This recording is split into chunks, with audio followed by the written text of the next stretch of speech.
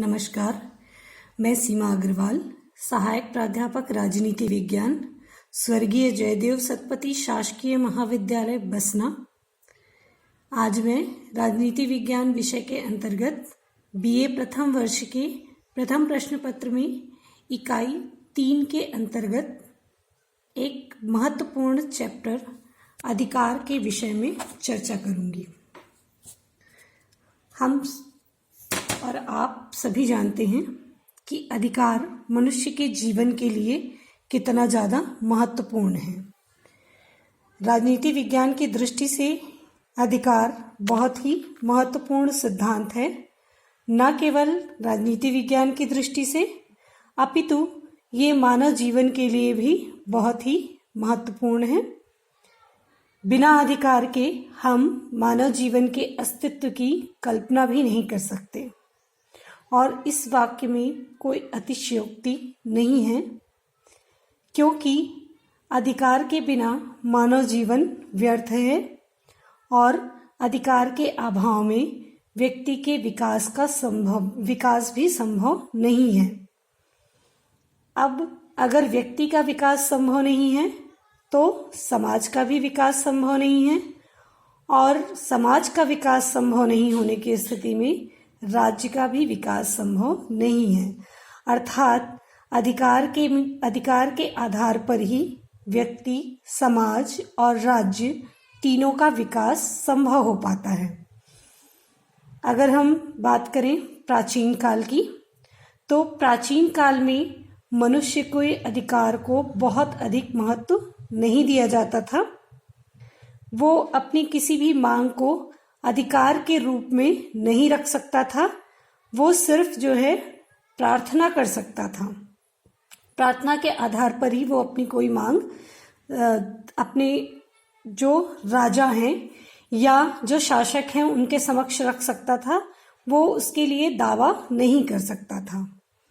फिर 1688 में ब्रिटेन में जो गौरवपूर्ण क्रांति हुई और 1789 ईस्वी में जो फ्रांस की राज्य क्रांति हुई, उसके बाद जितने भी लोकतांत्रिक देश थे उन्होंने अधिकारों को महत्व देना शुरू किया। या हम कहें कि ब्रिटेन की गौरवपूर्ण क्रांति एवं फ्रांस की राज्य क्रांति के पश्चात ही मनुष्य को अधिकार दिए जाने का महत्वपूर्ण फैसला लिया गया। अब हम बात करते हैं कि अधिकार है क्या। सामान्यतः हर व्यक्ति को अपने व्यक्तित्व के विकास के लिए कुछ सुविधाओं की आवश्यकता होती है, कुछ स्वतंत्रताओं की आवश्यकता होती है, उसे कुछ विशेष परिस्थितियों की आवश्यकता होती है जिसके आधार पर ही वो अपने व्यक्तित्व का विकास कर पाता है। इन सुविधाओं, इन स्वतंत्रताओं की मांग वो समाज के द्वारा करता है, समाज से करता है और समाज जब इसे स्वीकृति प्रदान कर देता है और राज्य द्वारा इसे मान्यता मिल जाती है, तब जाकर ये अधिकार बन जाता है।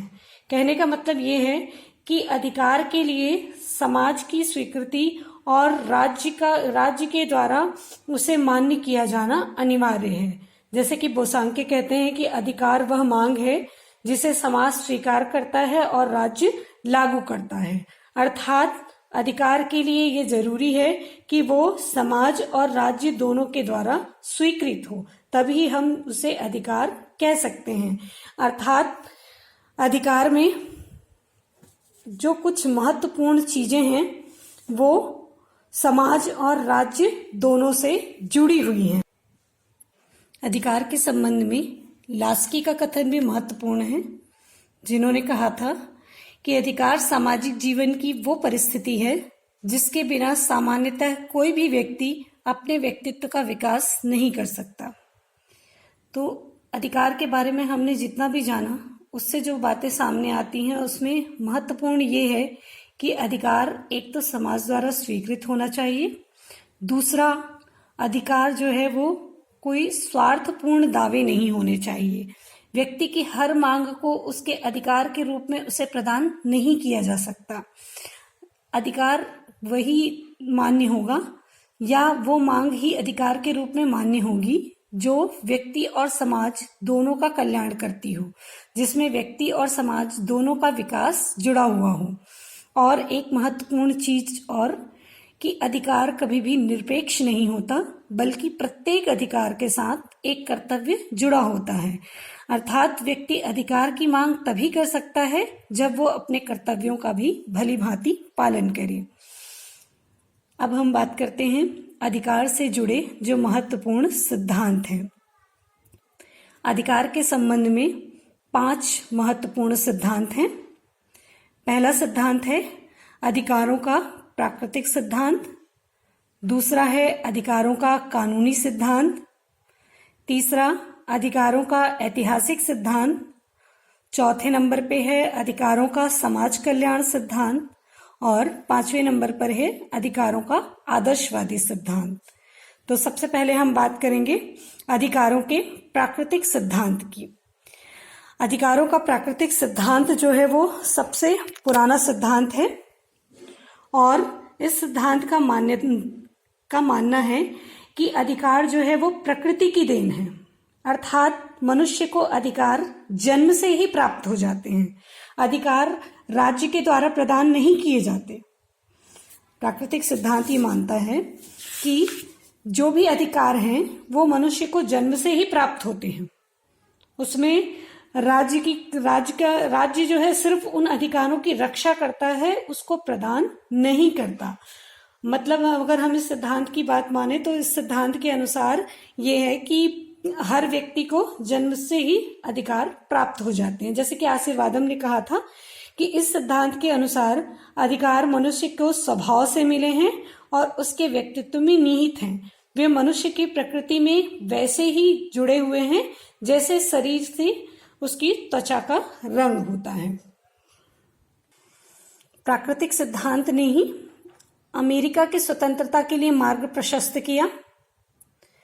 इस सिद्धांत के जो प्रमुख समर्थक थे वो हाब्स, लाक, रूसो, टॉमस पेन और स्पेंसर आदि थे।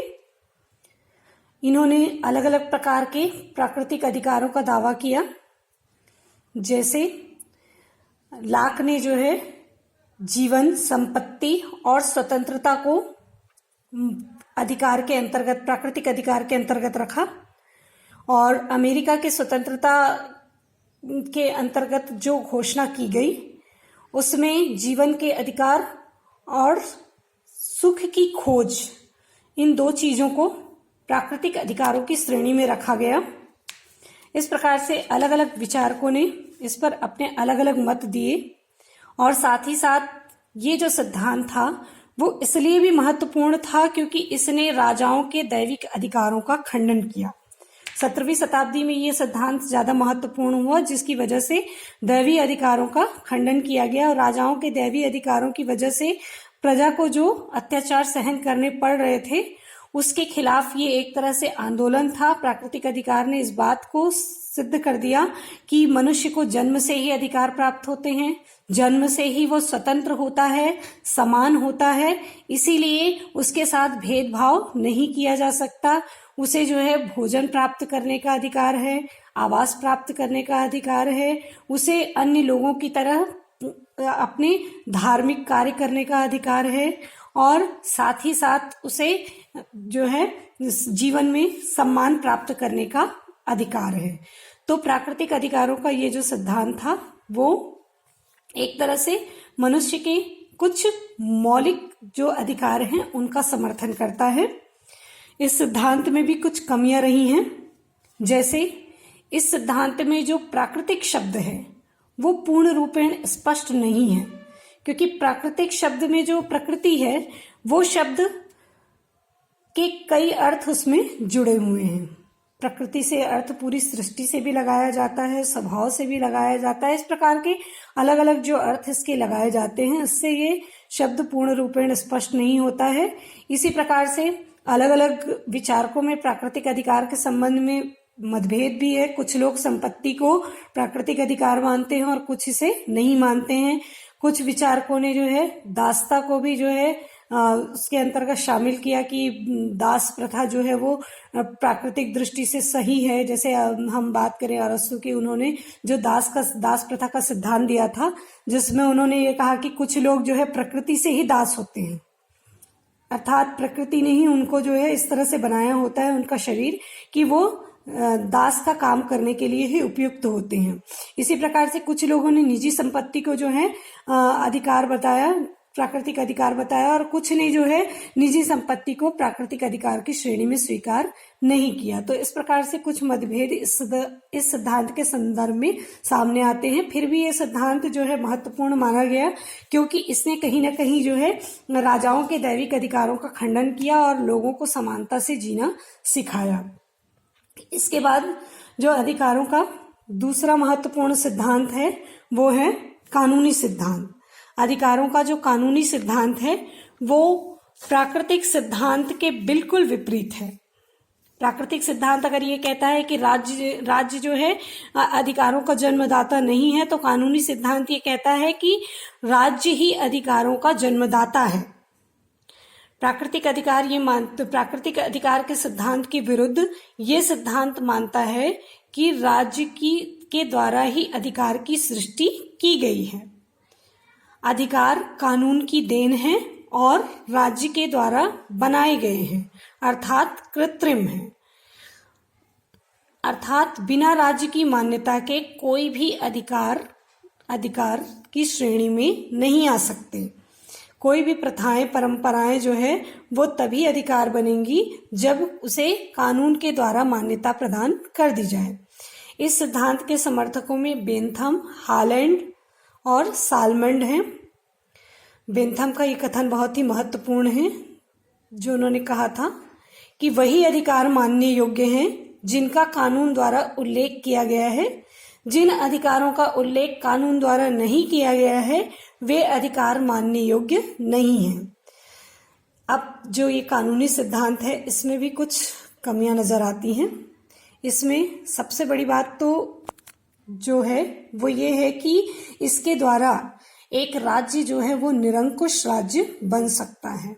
वो कुछ ऐसी चीजों को भी मान्यता दे सकता है जिससे मनुष्य के मूलभूत अधिकार जो है वो छिन जाएं। इसके अलावा इस सिद्धांत के अनुसार राज्य के विरुद्ध व्यक्ति को कोई अधिकार प्राप्त नहीं होंगे, चाहे परिस्थिति कोई भी हो या राज्य जितना भी अत्याचार प्रजा के ऊपर करे उसे राज्य के विरुद्ध अधिकार प्राप्त नहीं होंगे। फिर भी ये सिद्धांत महत्वहीन नहीं है, क्योंकि यही एक सिद्धांत है जो इस बात को प्रूव करता है कि किसी भी प्रथा, किसी भी परंपरा या किसी भी रीति रिवाज को अधिकार के तौर पर जो है दावा नहीं किया जा सकता तब तक जब तक उस पर राज्य की मुहर ना लग जाए। तो इससे फायदा ये होता है कि जितनी भी कुप्रथाएं हैं, कुरीतियां हैं, उस पर आसानी से अंकुश लगाया जा सकता। अगला सिद्धांत है अधिकारों का ऐतिहासिक सिद्धांत। अधिकारों का ऐतिहासिक सिद्धांत इस बात पर जोर देता है कि अधिकार रीति रिवाज और परंपराओं की देन है। अर्थात मानव समाज में लंबे समय से जो परंपराएं चली आ रही हैं, जो रीति रिवाज चले आ रहे हैं, वही आगे जाकर अधिकार की रूप में हमें प्राप्त हो जाते हैं। तो कहने का मतलब ये है कि अलग अलग समाज में जो भी रीति रिवाज, जो भी परंपराएं शुरू से चली आ रही हैं, वही आगे चलकर अधिकार बन जाती हैं। इस सिद्धांत के सबसे बड़े समर्थक रहे रिची और एडमंड बर्ग, जिन्होंने ये कहा कि परंपराएं और प्रथाएं ही अधिकार के आधार हैं।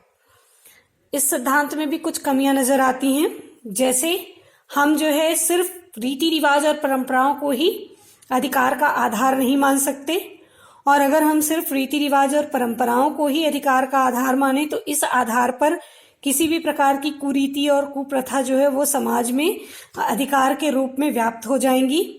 इसी प्रकार से हम देखते हैं कि अलग अलग समुदाय में अलग अलग प्रकार के रीति रिवाज होते हैं, उनमें जो है अंतर पाया जाता है। कुछ चीजें जो है एक समाज के लिए अच्छी मानी जाती हैं, तो कुछ चीजें वो दूसरे समाज में उसे अनुचित माना जाता है। जैसे कि कुछ लोग जो है मांस भक्षण को उचित मानते हैं और कुछ लोग मांस भक्षण को जो है अनुचित मानते हैं। तो इस प्रकार अधिकारों में भिन्नता हो सकती है अलग अलग समाजों की रीति रिवाजों के आधार पर। तो अधिकारों का ये जो ऐतिहासिक सिद्धांत है वो जो है पूर्ण रूपेण मान्य नहीं है। अधिकारों के लिए ये एक आधार हो सकता है। कुछ रीति रिवाज, कुछ परंपराएं अधिकार के रूप में हमें अवश्य प्राप्त हो जाती हैं, लेकिन सिर्फ रीति रिवाज और परंपराएं ही अधिकार का आधार हैं, ये कहना थोड़ा सा सही प्रतीत नहीं होता है। अधिकारों के संदर्भ में जो अगला सिद्धांत है वो है समाज कल्याण सिद्धांत। समाज कल्याण सिद्धांत जैसे कि नाम से स्पष्ट है, इसका मानना है कि अधिकार जो है वो समाज कल्याण की भावना पर आधारित होना चाहिए, अर्थात व्यक्ति को वही अधिकार प्रदान किए जाएं, वही सुविधाएं प्रदान की जाएं जिससे से अधिक समाज का कल्याण हो सके। और इस सिद्धांत के प्रमुख समर्थकों में लास्की, बेंथम और जे.एस. मिल हैं। जैसे कि बेंथम का जो सिद्धांत था अधिकतम व्यक्तियों का अधिकतम सुख, वो समाज कल्याण सिद्धांत पर ही आधारित था। इसी प्रकार से लास्की का कथन था कि समाज कल्याण के विरुद्ध मेरे अधिकार नहीं हो सकते। तो ये सिद्धांत एक तरह से आदर्श माना जा सकता है, क्योंकि ये जो है क्या करता है, व्यक्ति और समाज के बीच एक सामंजस्य स्थापित करता है और साथ ही साथ व्यक्ति के स्थान पर समाज कल्याण को महत्व देता है, अर्थात जो व्यक्ति के स्वार्थपूर्ण जो विचार हैं उस पर रोक लगाता है। इसलिए यह सिद्धांत महत्वपूर्ण हो सकता है। इसमें भी कुछ कमियां रही हैं, जैसे समाज कल्याण शब्द की एक उचित परिभाषा नहीं दी जा सकती।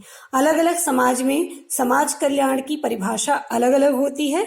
इसी प्रकार से हो सकता है कि कोई तानाशाह शासक हो और समाज कल्याण के नाम पर नागरिकों को उनके मुख्य अधिकारों से ही वंचित कर दे, जैसा कि हिटलर और मुसोलिनी ने किया था। इसीलिए समाज कल्याण का सिद्धांत जो है वो बाकी के सिद्धांतों से हालांकि बहुत ही अच्छा माना जाता है, फिर भी इसमें कुछ कमियां मौजूद रही हैं। अधिकारों के संबंध में जो अंतिम सिद्धांत है वो है अधिकारों का आदर्शवादी सिद्धांत। अधिकारों का आदर्शवादी सिद्धांत नैतिकता पर आधारित है। वो ये कहता है कि उन्हीं परिस्थितियों को स्वीकार किया जाना चाहिए जो व्यक्ति के नैतिकता के विकास में सहायक हों, अर्थात इसमें नैतिकता के विकास को प्राथमिकता दी गई है। राज्य उन्हीं अधिकारों को स्वीकृत करे जो नैतिक और सामाजिक हित में वृद्धि करते हों, अर्थात व्यक्ति को अधिक से अधिक नैतिक बनाने में ये कार्य करे। और नैतिक शक्तियों का विकास ही व्यक्तित्व के विकास का आधार होना चाहिए। और व्यक्तित्व के विकास पर बहुत ज्यादा जोर दिए जाने के कारण ही इस सिद्धांत को व्यक्तित्व का सिद्धांत भी कहा जाता है।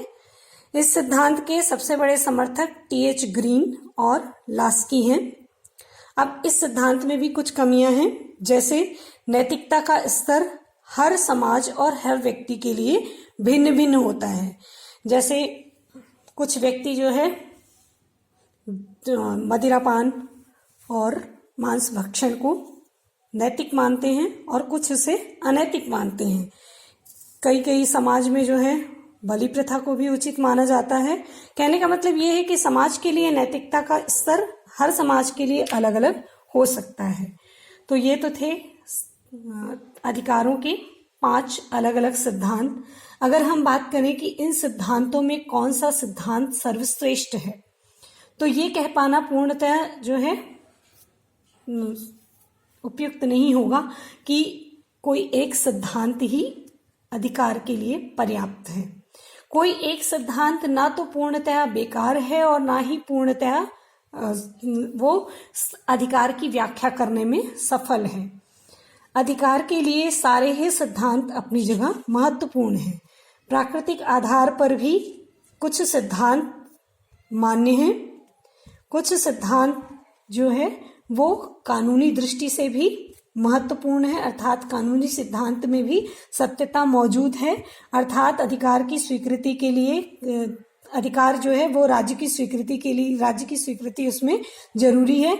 इसी प्रकार से रीति रिवाज और परंपराओं का भी महत्व है। साथ ही साथ अधिकार में समाज कल्याण की भावना भी होनी चाहिए और व्यक्ति के नैतिक विकास पर भी जोर दिया जाना चाहिए। अर्थात जो अधिकार है वो उसका आधार कोई एक नहीं है, बल्कि ये पांचों ही सिद्धांत अधिकार के आधार हो सकते हैं और हैं। इसी आधार पर ही व्यक्ति और समाज दोनों का हित इसमें निहित होता है।